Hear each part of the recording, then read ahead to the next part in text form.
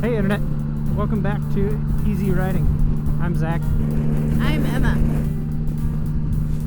We've run ourselves out of coffee yet again, so it's time for some more.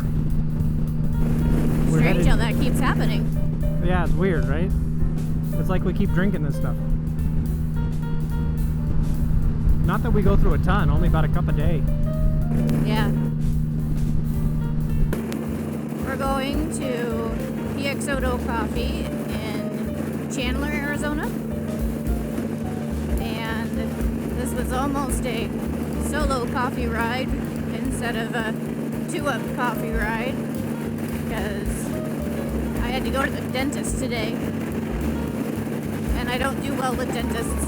I don't know that most of the populace does well with dentists, but I especially don't do well with dentists. So, contemplating getting in a helmet almost didn't happen just because of my PTSD and the combination of events that were going on. But as we do, we keep going on, and I decided I wanted to ride the motorcycle more than I wanted to stay at home. So here we are. And I told Zach, I was like, it's fine if you want to go take one of these by yourself. And I almost did, but also I don't want to deny you the chance to go for a ride if you're deciding you actually want to, so. So away we go to Piexoto Coffee, and I'm probably saying that incorrectly. It's a generationally run family coffee business. They have a farm over in Brazil that they've been running since 1920. Or I should say, the initial patriarch of the family was born in 1920, and as he grew up, he established land and made his own coffee bean farm. So that's where the coffee beans come from. There wasn't a lot of information about Arizona specific. They have 2 stores in Arizona, one in Chandler and one in another location that I don't remember. Further away from us. Gilbert, I think, wasn't it? I thought it was over on the other side of town.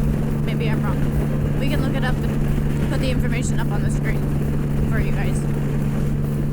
I suppose interestingly, this one is a coffee shop that sources all of its beans from a single location, and they coexist. The coffee shop and the bean farm coexist together, whereas a lot of the others source their beans from wherever they might be in Brazil or what have you.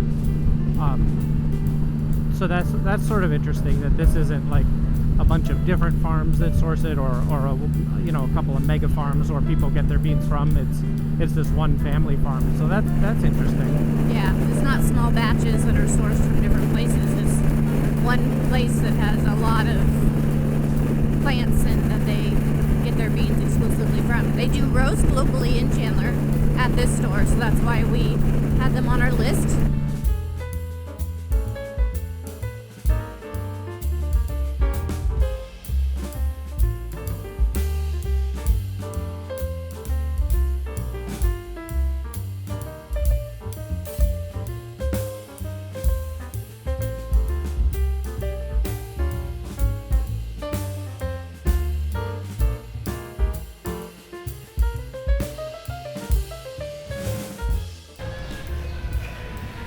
We might have to come down here and check out downtown Chandler at some point. It actually looks pretty cool around here. This Historic place is buildings. all historic. And This is where the bank was. neat. I like historic buildings. All right, 2 bags procured. Let's go brew these once. So the name is pronounced Peixoto. Peixoto. Peixoto. There were several signs in the coffee shop that showed the pronunciation. All right, we'll have to Phonetically. And up and over. That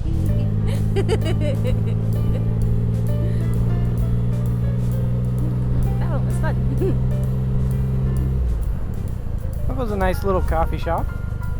Yes. Very reclaimed industrial look.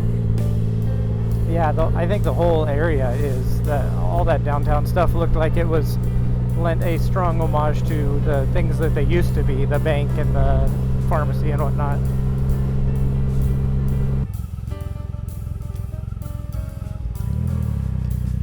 We still haven't found a dark roast. Still is a medium dark. Yeah, this is a medium roast. Yeah. Which so far that's all we found. But I wonder if that's because, like she said, like a medium roast is kind of middle of the road. It's something everybody can enjoy. Well, and I do think also that as you roast it more, as you head towards the dark roast, you are knocking out some of those tasting notes that they like to put on the bags. Oh yeah. Yeah. Right off the main street in downtown Chandler. Right on the main drag of Arizona Avenue. Easy to find.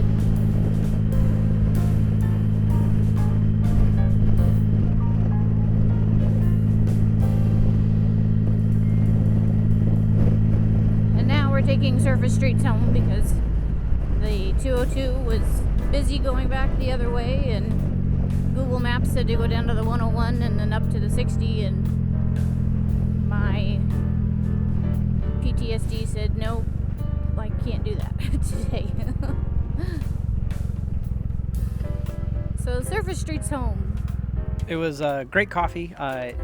Each bag was about 3/4 of a pound, and the 2 bags that we got lasted us a little under a month at a cup each a day. So take that for what you will.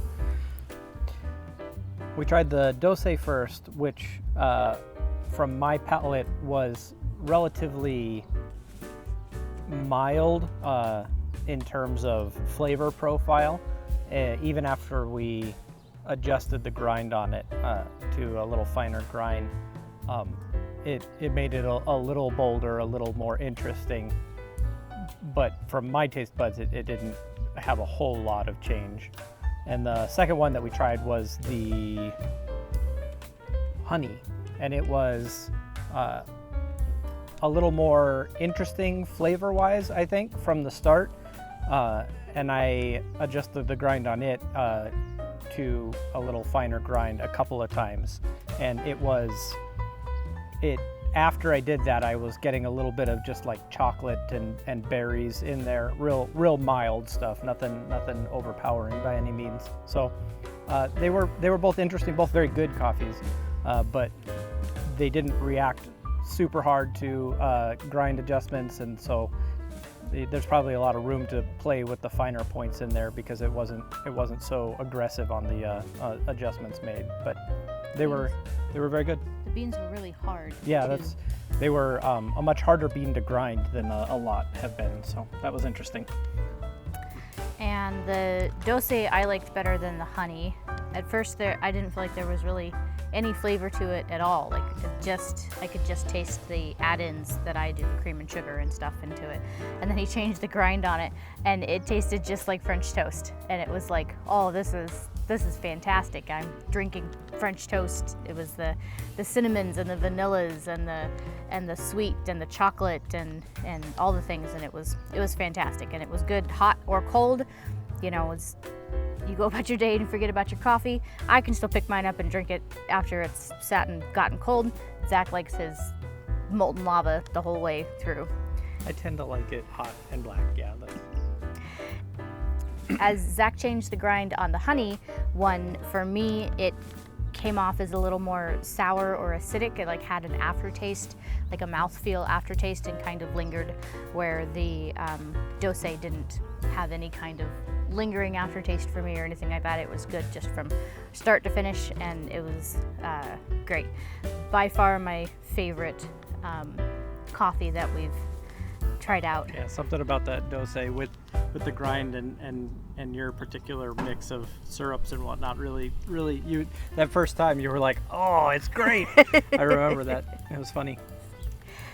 The cost of these bags, so the honey was about $23 for the bag, and the dose was about $21. And most all of their bags ran at about that same price range. And there was probably 6 or so bags of beans, different flavors to choose from. They each have their little flavor profile. So like the dose says sweet, smooth, and chocolate. The honey says white grape, date, and milk chocolate. And date being a popular flavor profile that we have seen across lots of the different coffees that we've tried, I think that's what adds to like the sour fruitiness to me. Like whenever I'm talking about if something is sour, or if it's like that fruit kind of bitteriness, it's date. I wonder, in my head, I think it was the grapes, but it might just be because of the phrase sour grapes. So maybe could all be in my brain too. So, and it didn't taste good for me after it cooled down either. Like I never really get to the end of the cup with the honey, and I'm just like, I'm done with this, and I'll usually end up just kind of pouring out the last little bit of it. The shop was really cute and really welcoming, really easy to find in Chandler, Arizona, and I would definitely recommend them, and I'm definitely going to make Zach go back there and get more coffee. Till next time. Thanks for a beautiful cup of coffee.